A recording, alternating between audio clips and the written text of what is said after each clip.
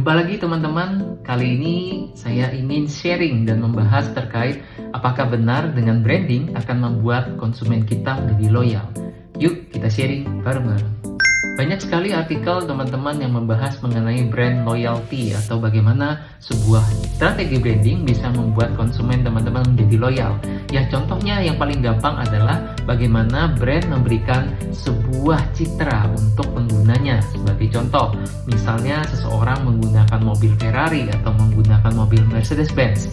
Mereka akan merasa dan memiliki citra atau jati diri sebagai seseorang yang memiliki uang atau kaya gitu ya. Atau mungkin kita bisa lihat juga misalnya orang menggunakan produk-produk dari Apple. Ya, mereka bisa merasa lebih kreatif mungkin atau lebih inovatif or whatever ya.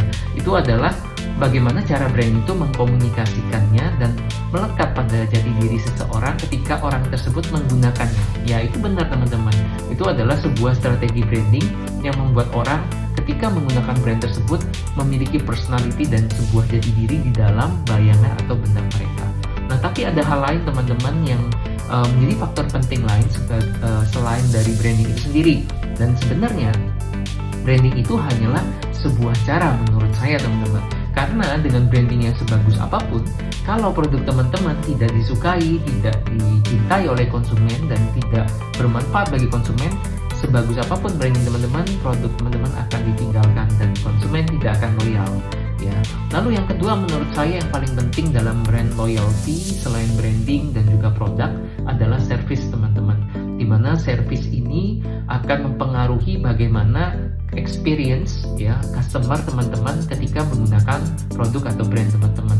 Dan ini biasa digunakan oleh brand besar dalam after sale service. Jadi ketika seseorang membeli sebuah produk atau sebuah brand, mereka akan tetap mendapatkan garansi dan dukungan-dukungan setelah menggunakan produk tersebut. Hal ini juga salah satu bagian penting dari customer loyalty atau brand loyalty teman-teman.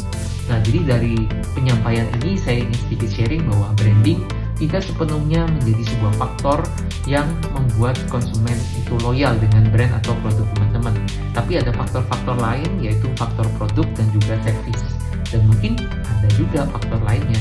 Mungkin teman-teman bisa sharing di dalam kolom komen dalam video ini. Semoga konten ini kali ini bermanfaat dan kita akan jumpa lagi di konten berikutnya. Sampai jumpa.